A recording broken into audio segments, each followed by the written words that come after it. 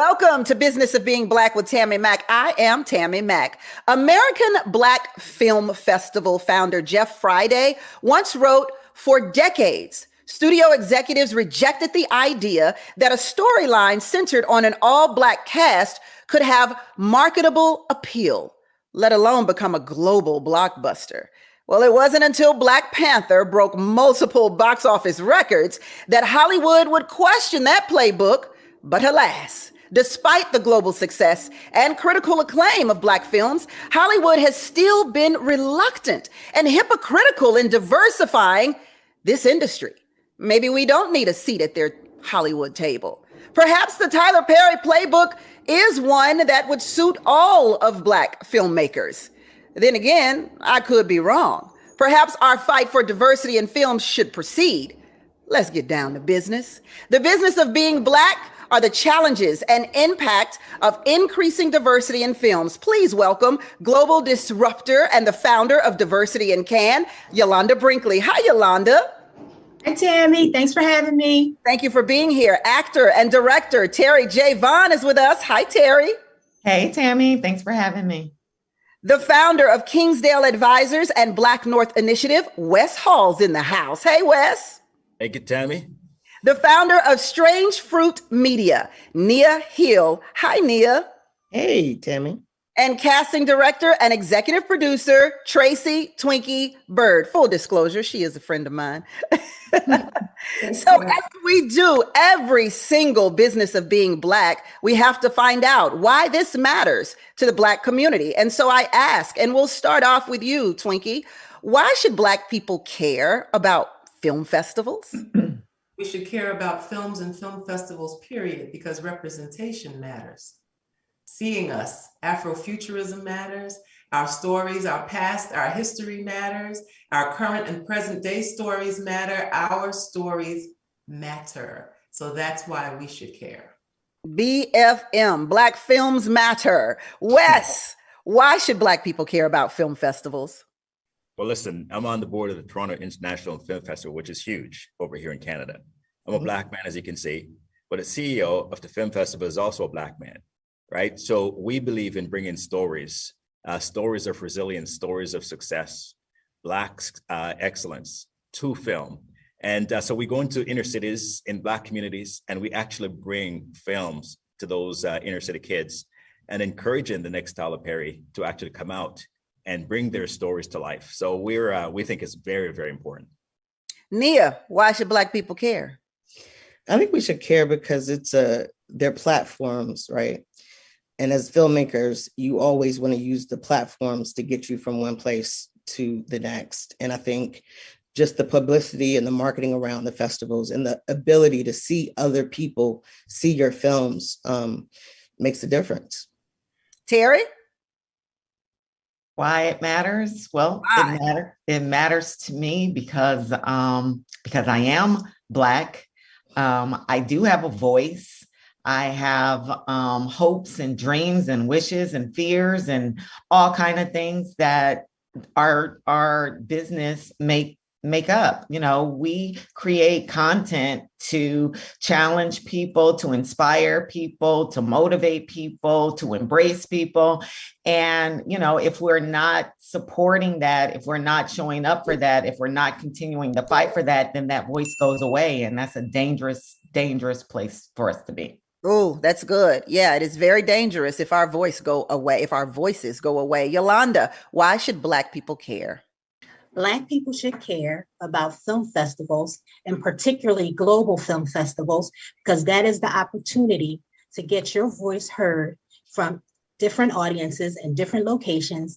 And they should care because it will impact their financial bottom line. There's more than one way to skin a cat, and film festivals that include film markets are one way to do that. So let's talk about the necessity of a film festival. Listen, one of the most popular films in Black culture is Friday. I don't believe y'all thought I was going to say Color Purple. I definitely wasn't expecting Friday. I mean, I love it. It was never at a film festival. And the reason I said Friday is because, I mean, Friday was one of those films that literally was a cult film with an underground following that consists of a majority of the Black community.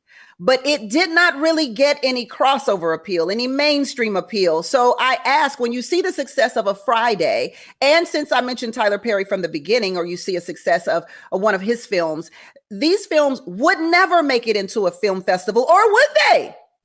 Wes, has it changed? Well, listen, if you're not going to get your film carried in the mainstream film festival, you create your own, right? Here in Toronto, we have the Toronto Black Film Festival. And it's every February, and it's huge now. And in fact, a lot of people are looking at that to say, wait a minute here, Black people actually watch film and they actually spend money on film.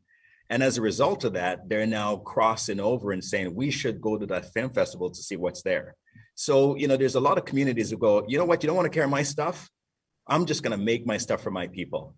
And the problem is that when people start to see that our stuff are being sold to our people, then start to co-op it and copy what we're doing. So that's why I really appreciate what Tyler Perry is doing, because he's saying, listen, if you guys don't want to make our films, I'll make them, right? And now they're having Black groups within these organizations to set up to take advantage, but we need to do it ourselves. If they don't want to carry our films, we need to carry them ourselves. And we need to create festival for ourselves and go watch them. And that's what they do at Toronto Black Film Festival. Twinkie, Wes says, hey, look, these people are like, oh, Blacks do spend money on films. We spend money on everything, don't we? We do spend money on everything. And just to be clear, there are some blueprints prior to. We've got a Spike Lee blueprint. We've got a Gordon Parks blueprint.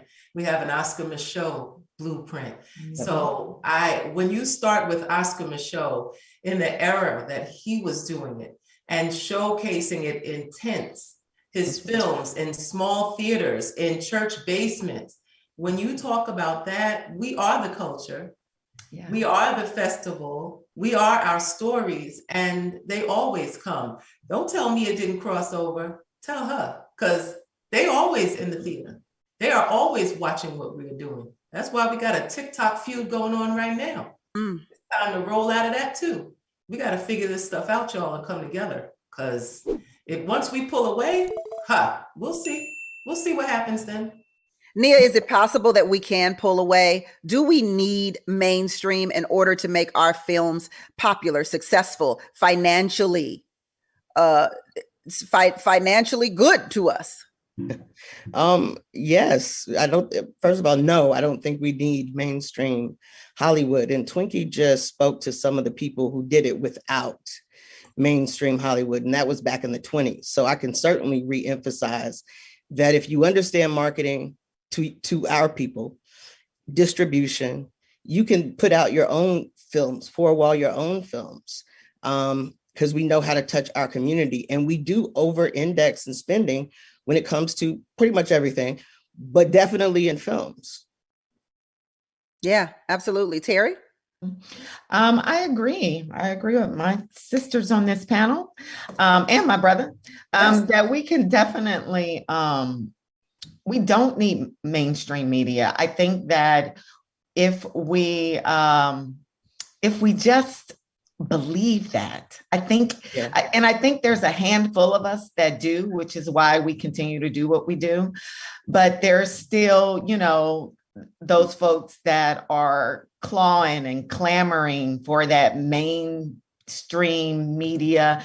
And I hate calling it mainstream because I feel like I'm the mainstream.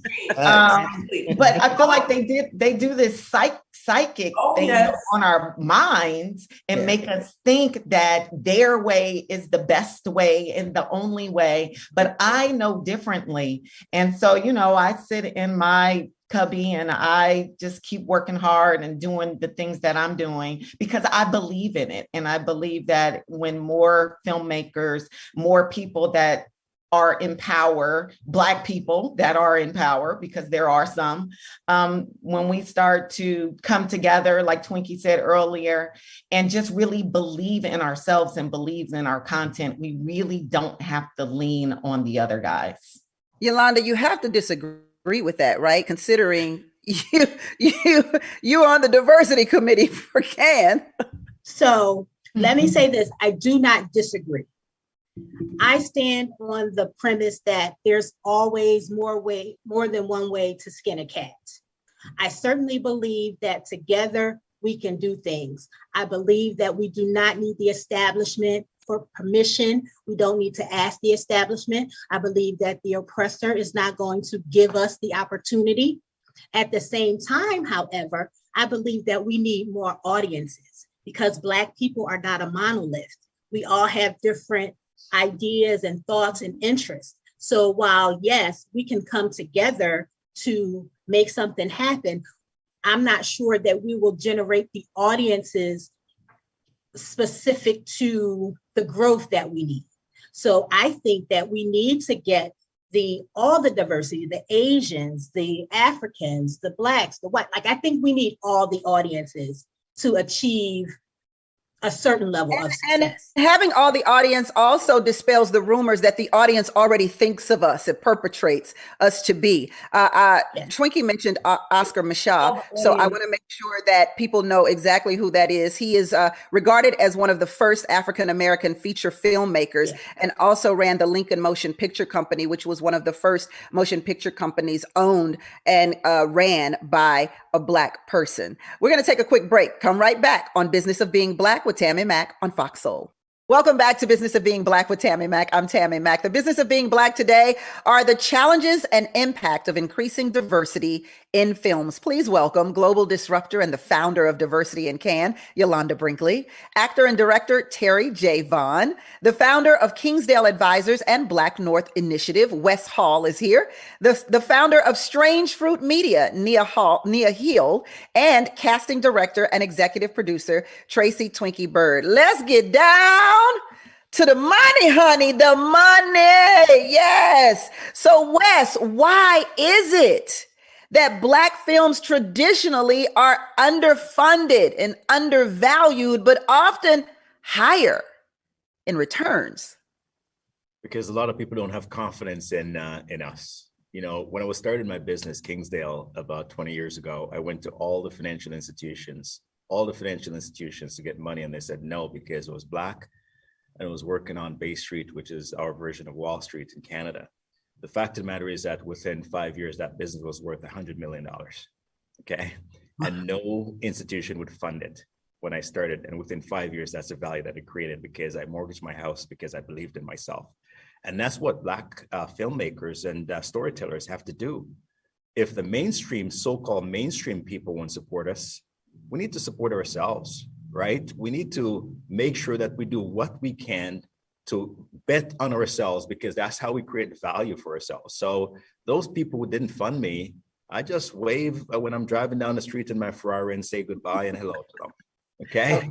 But I want to get a little personal here, Wes, because this is a time to learn and to be taught. So teach me, a wise one.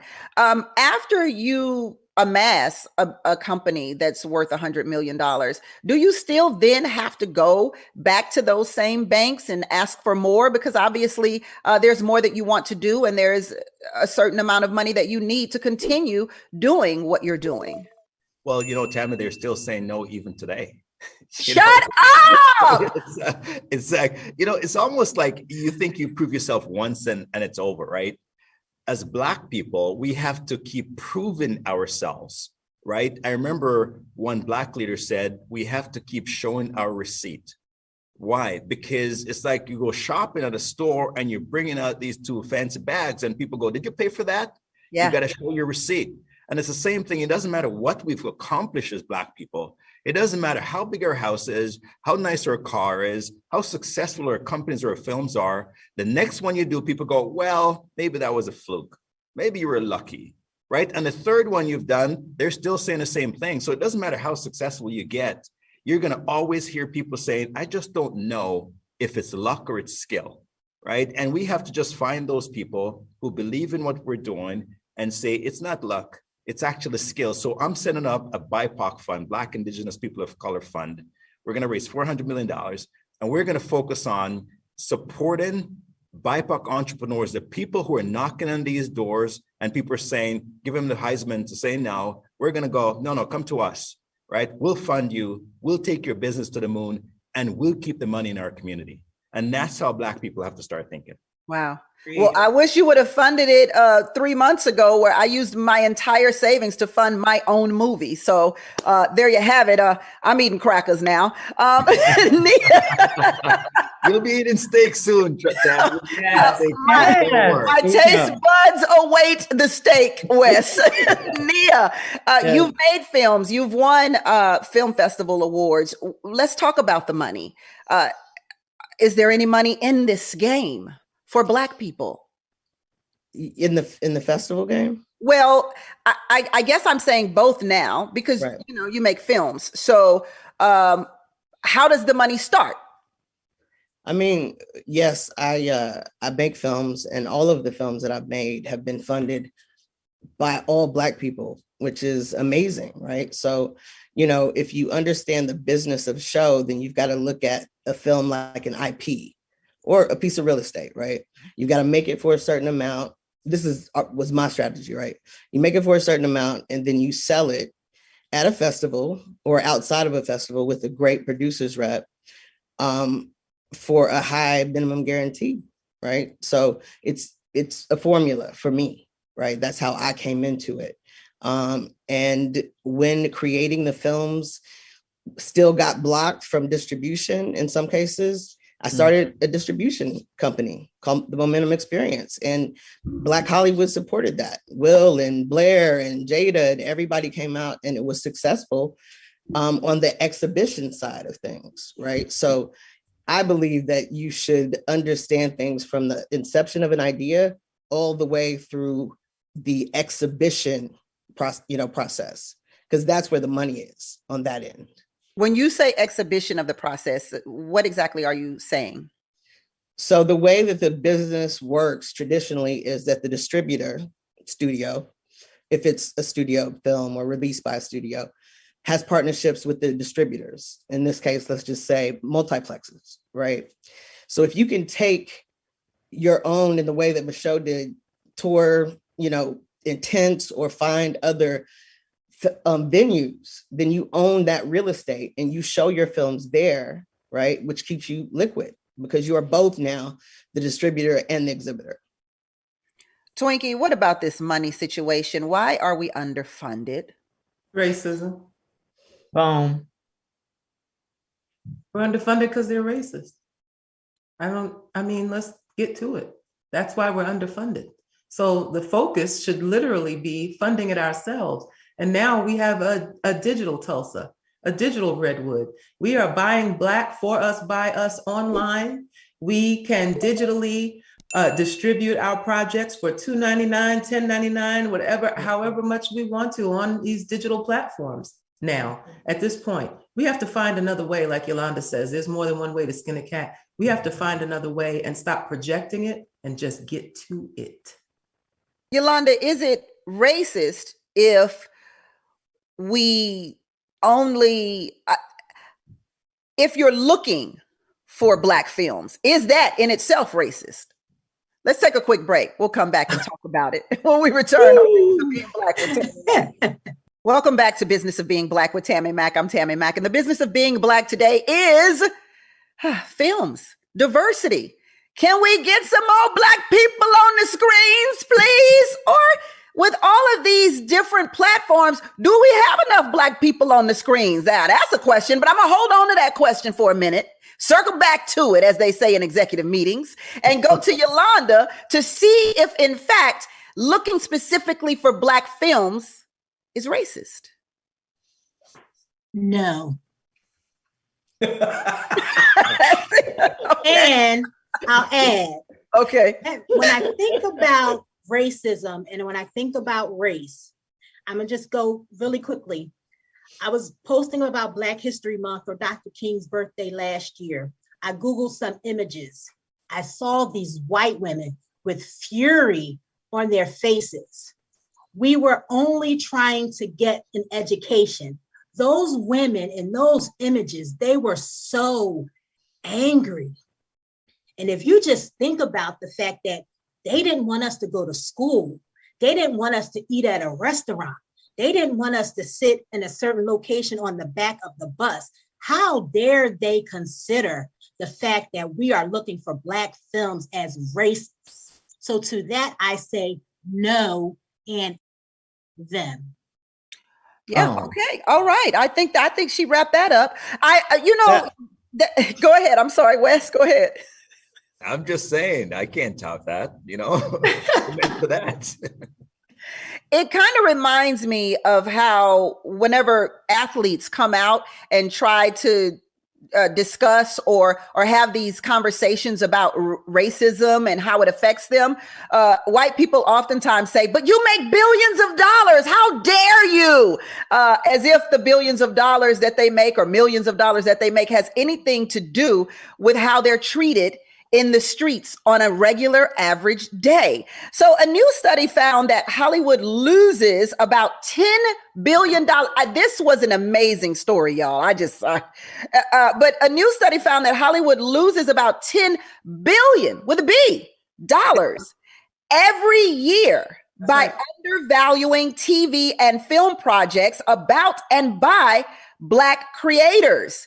Terry, what are your thoughts on this study? Why isn't Hollywood taking advantage of $10 billion? Again, Twinkie said it best. It's racism. It's racist. There's no other answer. All the excuses of movies that feature Black people, they don't do well overseas. They don't do well at all of that is bull crap, as we all know, because those are movies that feature us.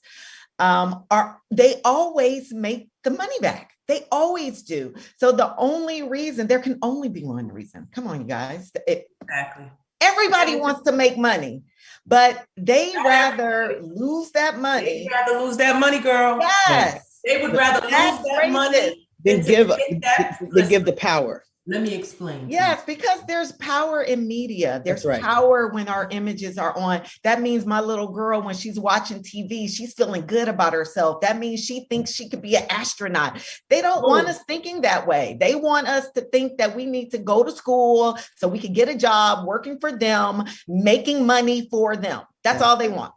And absolutely right. We're just not about that. It's absolutely right. It is about programming. Yes. Understand that that's what this is first. Birth of the Nation was about programming. That's right. You have to be clear on what this really is. Mm-hmm. So that means you're going to shift it and program us to sit up straight, to know that we are first, to know that we came before Columbus, to know that they were educated by us. That's right. First. Yes. Yes. There is no Hippocratic oath because he learned that from us. Therefore, everything comes tumbling down if you allow the truth.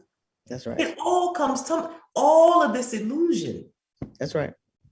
Like the forbidden fruit, huh? Don't partake of the forbidden fruit, or Black people will discover they've got power. Listen, you are in a holograph room right now, and somebody's got to turn the power off. That's what this room is. If you're a Trekkie, you understand exactly what that means, because this whole room, the whole thing is an illusion. Yeah.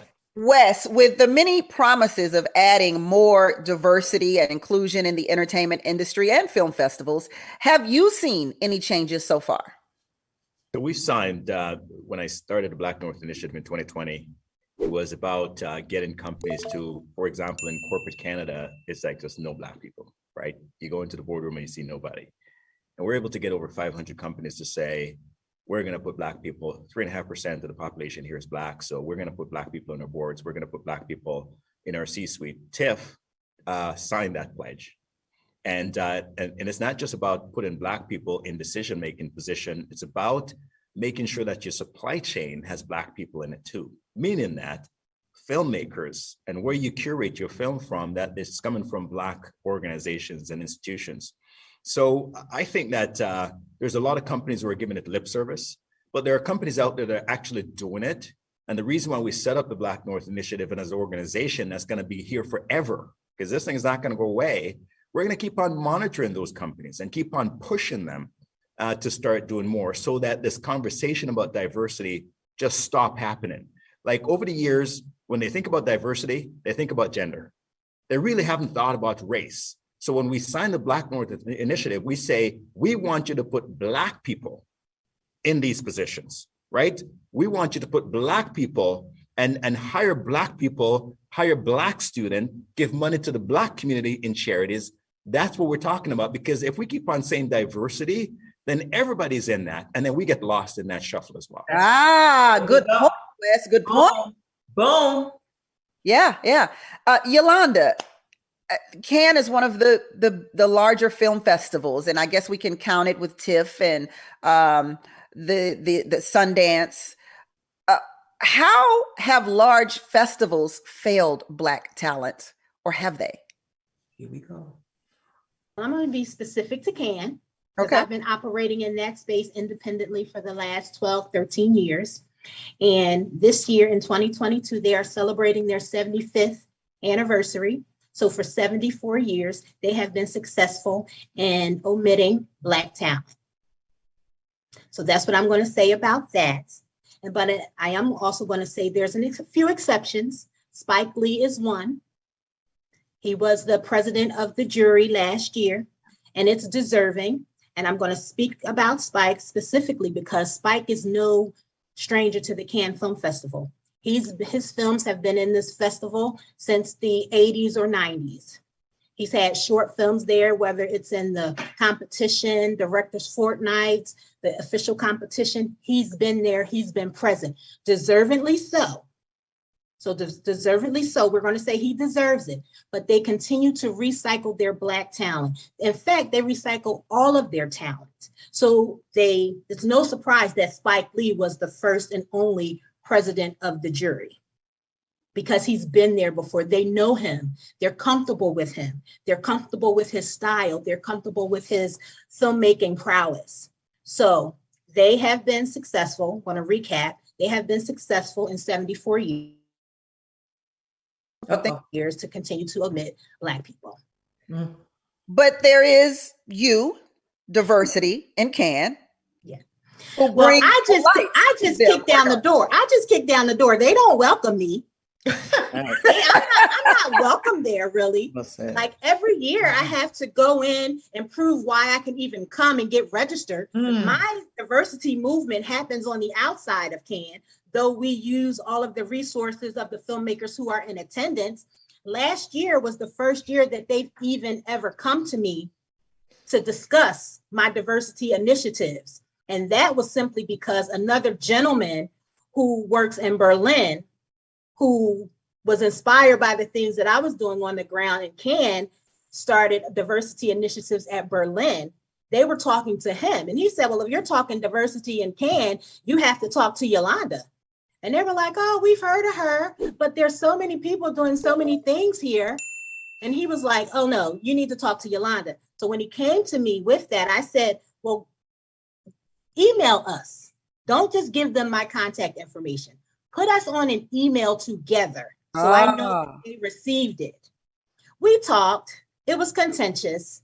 The woman was a white Eastern European. Ooh, and that should sum it up right there. Well, we're going to take a break on that note then. Come right back on Business of Being Black with Tammi Mack. Welcome back to Business of Being Black with Tammi Mack. I'm Tammi Mack. The business of being Black are the challenges and impact of increasing diversity in films today. Please welcome global disruptor and the founder of Diversity in Cannes, Yolanda Brinkley, actor and director Terry J. Vaughn, the founder of Kingsdale Advisors and Black North Initiative, Wes Hall, the founder of Strange Fruit Media, Nia Hill, and casting director and executive producer Tracy Twinkie Bird. I'm sure we all know why the name of your company is called Strange Fruit, Nia. But I do want to talk about the strange things that you've had to go through when it comes to filmmaking. Yes, thank you for hitting on that. So my former company, Strange Fruit, my current company is called Bridge X, but yes, it was called Strange Fruit because I started in Atlanta in the South. And I mean, I wanted to be irreverent. I wanted to go to Hollywood and remind them of the blood. I mean, that's just, disturbing, but it's what I wanted to do. I think probably the strangest, probably not even the strangest, but a strange experience I'll share is when I was first getting into the business, I would track trades, right? And find out who was selling, at the festivals, who was selling the most films. Turned out to be a guy named John Sloss, who owns Cinetic Media, one of the top repping firms in the world, right? So I just tracked him down and I flew to New York without a meeting, but I had a beta of Book of Love, Tracy, Jeff Bird's first film, and a beta. So that's how long ago this was. So I just sat in his office and I waited. And by the end of the day, they were just like, clearly they don't see Black people. So who is she? Let me talk to her. And I talked to him and I said, listen, there's a market that you're missing. I've tracked you. Do you not like Black people? Do you not understand Black people? What is the problem? And he was like, none of the above. And I said, well, I'll tell you what, let's do this. Let's go to Sundance. I'm going to rent out Slam Dance, because Book of Love was a romantic comedy. It wasn't going to fit the Sundance criteria, but I knew the acquisition execs were going to be there, right? So I did a partnership with him. I lowered his commission split. He still teases me about that today. And I said, I'm going to market at that festival and we're going to make it about Book of Love. You get your friends in there. And that's how we do this deal. And it was strange because I don't think he had ever experienced somebody that looked like me feeling entitled enough to say, hey, I'm valuable. This is valuable. And this is what you're going to do. So I think, he probably still has nightmares about that now. So strange experience. The two of you still have a relationship in terms. We do. Yeah. It's nice to know. That's I like that you bring that thought up, that you had the audacity to do something or something that other people would think, well, she's got the chutzpah. But my thought is, when we talk about other people undervaluing us, do we undervalue ourselves, Terry? We shouldn't. And I was going to actually bring that up because I've heard it a couple of times on this panel, on this discussion about proving ourselves. I'm so over the proving ourselves. The proof is in the pudding. We don't have to prove ourselves to anyone any longer. We are smart, brilliant, talented, and wanted. And I think if we focus on what we have and all our gifts, and our audience is there waiting for us like this, waiting for stuff from us, I don't need to prove myself to anyone else. And that's kind of the space that I'm in right now. And maybe it was because I turned 50 a couple of years ago. And now I'm just like feeling all of that, just power. But like, even like just the deals that come across, the acting deals and all of them, it's like that number is not the right number. I'm going to pass. And since I've been in this space, I just have to say that it's been turning around. It's the power of knowing you don't have to prove yourself. I've been in this business for 25 years or so. Yep. How much more proof do you need? This is how I've been making my living this is how I raised my family for the past 25 years. I don't need to prove myself to anyone any longer. It's just about connecting with the people that appreciate it and that want to work with you. And that's the spaces that I want to be in. I want to work with people that want to work with me and are willing to pay me my worth. Well, Tammi, it's also a part of the game. Yeah. Go ahead, Wes. It's really a part of the game, right? Because these people make you feel like they're doing you a favor. Yeah. Right. I'm going to do you a favor by making sure that you get this and that. Right. But they know that they're getting deep value for what you're bringing to the table. They know it. So as a result of making you feel insecure about yourself, you're giving up a ton of value.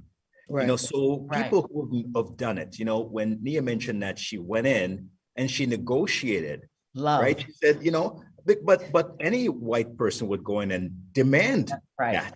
So all of a sudden, a Black person go in and make the same demand, and they go, how dare you make that demand? How dare you have such confidence in yourself to come in here and ask for this, right? Yeah. So at the end of the day, we have to make sure that we're doing you a favor because I'm going to make the money, right? And this is how much you're going to give me in return as a result of the money that I'm going to make you. So when I sold that company I told you about, And, I said to him, this is going to be the best deal that you've ever done in your life, right? So now I'm in the driver's seat. So if you want it, here's the price. If you don't want it, I'll move on. Right. Wow. Can I So just say go ahead, Twinkie. one thing? When you ask the question of do we undervalue ourselves, that is part of the systemic plan. Is for us to undervalue ourselves. That's why education is trash in this country and in the world, because we're not learning the truth. And if our kids learned the truth, they wouldn't be undervaluing themselves. For me, I mentor kids and all across the board in the Nate Parker Foundation, and we talk to them about this here. Make a movie on this right here.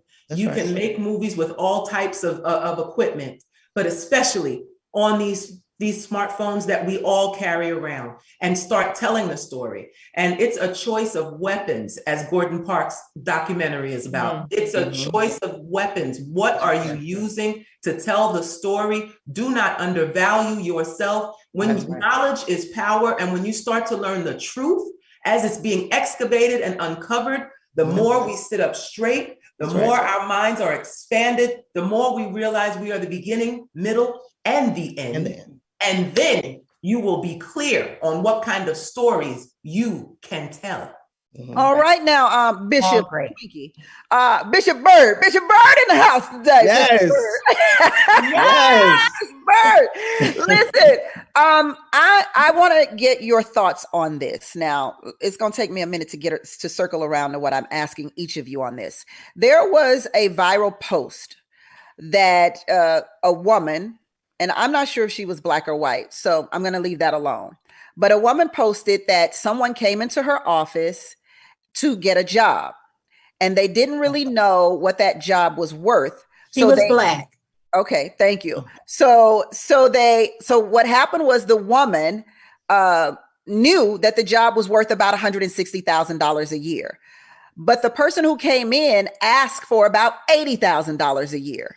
So the woman who knew that the job offered more said, it's not my job to teach you what you're valued at. That's not my job. Well, she got creamed on social media, and many people saying this is why black people can't succeed. This is why black people can't pull other black people up. We're crabs in a bucket. Why didn't she pull her to the side and say, hey, this job pays this. Let me get you up there, girl. And so I say that to say this. Tyler Perry was doing an interview, and he once said that as a filmmaker, what he did was hid his power to get the deal.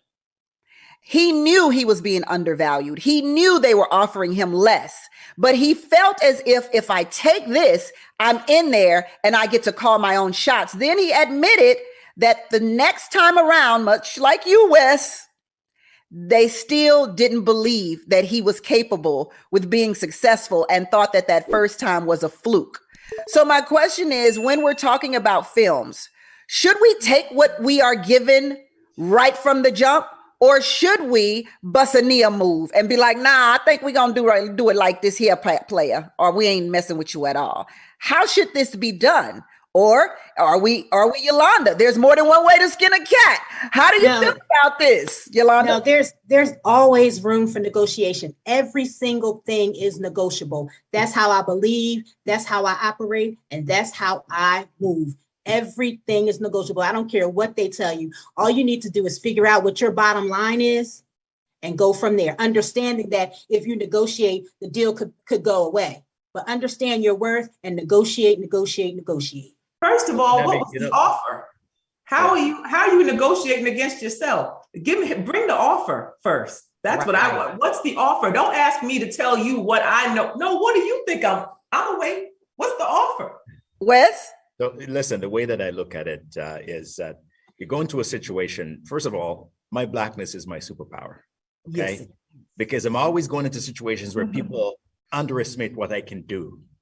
And that's pretty cool, because at the end of it, whether it be a negotiation, I got the upper hand. Why? Because you dropped your hands when you're boxing with me, right? Because you took me for granted and I knocked you out. So that's what we need to do as Black people when we go in. We know that people are undervaluing us. Like Tyler Perry said, you know that. You know when it's happening. But then you have to have a game plan when you get into a situation like that, right? if you're not going to hire me because I'm asking for too much money, or in your mind, I'm not worth the same as a person who's not Black, okay? I'm not going to say no to the job. I'll take the undervalued job. I know that I'm worth more. When I get in there, I'm going to raise hell when I get in there, okay? And ultimately, you're going to pay me what I'm worth. Every single job I've had in this country I was undervalued. But in the end, I ended up making way more than they thought that I would make, to the point where they were angry and how did you do it? Right? Yes. I'm writing a book about it. And a lot of Black people are going to read that book and they're going to see how it's done. Yep. Yes. Well, we're going to do this real quick. Take a commercial break and come right back on The Business of Being Black with Tammi Mack. Welcome back to Business of Being Black with Tammi Mack, where the business of being Black is movies, films, diversity, Black people on the screen, y'all, specifically. So in the spirit of Black History Month, I do have to talk about Julie Dash. We familiar with Julie Dash? Yeah. Yes. The movie Daughters of the Dust in 1991. And it became the first movie directed by an African-American woman to show in theaters all over the country. So there is something to be said about the strides that we are making. Nia, I'd love for you to speak to that, because you're a part of this world of Black female filmmakers. Yeah, I don't think enough can be said about Julie and her courage and her talent, because she stepped up and she told the truth on film. So for me, that laid, tracks down for us to do what we do.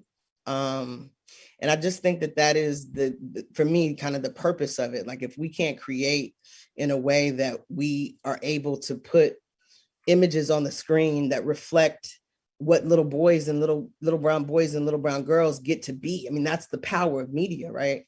So as a female filmmaker, I think I get to bring all of me to the camera, right? Yeah, absolutely. All of me, and I think we've been trapped before. So I'm thankful for her and the ones that came after. And I want to talk about Ava Duvernay, who was the first. I feel like she was the first Black anything, but it says the first Black female to have $100 million budget for a movie. And I'm talking about Ava, and I'm moving to you, Twinkie, because Ava was once, I met her when she was a publicist, and she was trying to get Gina Prince Bythewood onto my radio show, along with her husband, Reggie Bythewood. Gina Prince Bythewood, also a female filmmaker who has done a massive amount of work in this business when we talk about love and basketball. But Twinkie, you are a casting director who, much like Ava Duvernay, chose to extend your talents into filmmaking. Yes, doing the pivot, opening it up. And I was just on a show yesterday, and they asked me, what made you go into executive producing and directing? And I said, racism. Racism. When they put up walls and barriers, what do? We jump over them. We find a way around them. We go under them. And I had to, and what it did for me was to push me to expand my mind and expand my consciousness and know that I am limitless, beyond measure, and that I can do so many things. And it helped me to see my other sisters pivoting, like Terry J. Vaughn, who pivoted long before I did.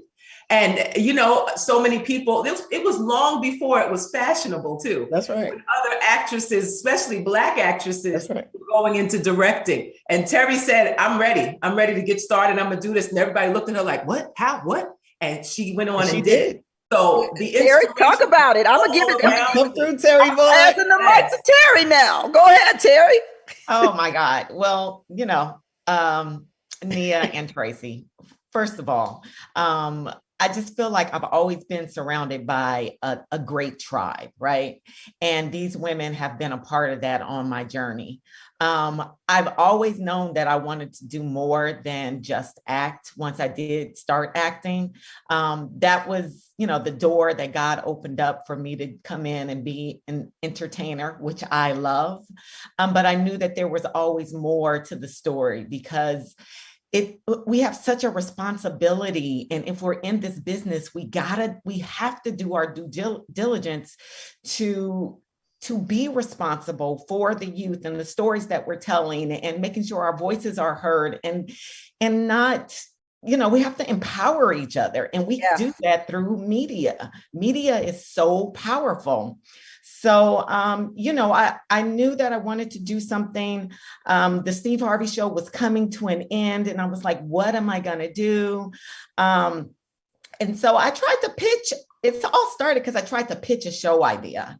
I met a phenomenal writer who became my producing partner, Cass Seeger's Beatles. And she wrote this book called A Girl Named Lily. And it was just a beautiful story about this Black woman that was a poet. And we tried to shop that book as a television series. And the pushback we kept getting was, oh, well, this doesn't sound like a Black story. Mm-hmm. And we were like, what? What? She wrote it. She's very Black.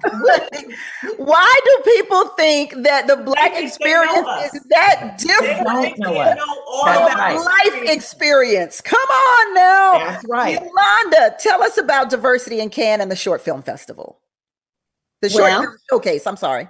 Yes, Short Film Showcase. So Diversity in Cannes, we are independent. We promote inclusion at the Cannes Film Festival. We give filmmakers the opportunity to be seen and heard, and otherwise in a location that they are not the first priority. We've been in existence since 2010, and we are still there. And I'm happy to say we're supported by Viola Davis's Juvie Productions, and we take off every year regardless. We are not waiting for the oppressor. And each year it's something different. It's based on how much money we have, how many submissions we have, but we take off every year and we produce a quality event every year. So that's what I can say about that.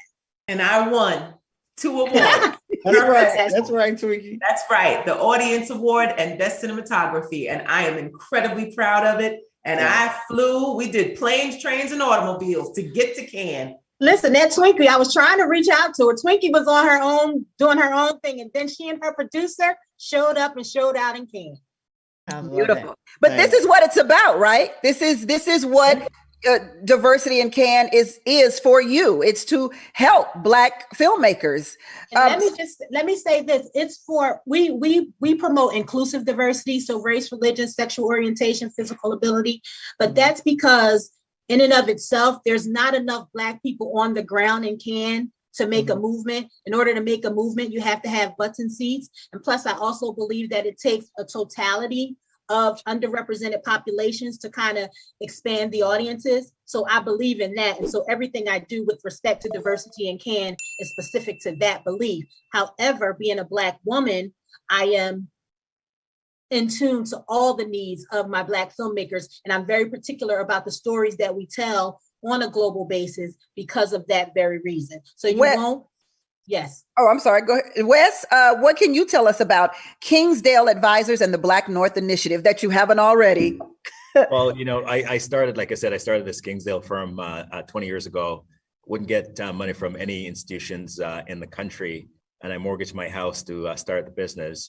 And really, Black North, I've been in Canada for 35 years. And quite frankly, at the top of Bay Street, there's only 0.8% of positions that are Black people. The largest banks have no Black people at any senior levels. And, when I drive around my Ferrari, people are asking me if I'm a drug dealer or, they come to my house. They still doing that? They still doing that? I know that's still so happening. old and playing out. I'm driving on Bay Street. Again, it was just Wall Street. And I had a lawyer stop me and said, "Hey, I'm a criminal lawyer. Give me a call when you're looking for a lawyer." Wow. I can't. Terrible. Yeah, that's so antiquated. Nia, what project are you working on? Right now I'm excited. I'm super excited. I'm working with the estate, Octavia Butler's estate. Octavia was, everybody knows the brilliance and they named the landing on Mars after Octavia. So it's called the Octavia Butler Landing, Black woman. So I'm working with the state on her catalog and co-producing some of the IP, producing some of it, and just overseeing some of the acquired IP that's in the marketplace right now. Okay. So I'm all things sci-fi right now, fantasy, fantasy, and futurism. That is my whole life right now. Terry, what are you working on? I am actually working on 2 television series simultaneously. Thank God they are cooperating with each other. I'm filming season 3 of First Wives Club. Right now. BT right now. And I'm also filming Johnson's on Bounce TV. And I will be on the new season of Cherish the Day this year too. So I'll be on 3 TV. We'll be watching. Okay, she working. What she got to prove? Twinkie, your project real quick. We got 20 seconds. Assisted living with Tammi Banks and Cardi B. I'm currently casting. I've just gotten the life rights to an 80s R&B pop legend. So I'm working on executive producing that. I'm executive producing another project and hopes to be doing a sequel to A Gospel Christmas, Kirk Franklin's A Gospel Christmas on Lifetime. So there it is. Cocktails with the Queens are up next. That's Business of Being Black on FOXSOUL.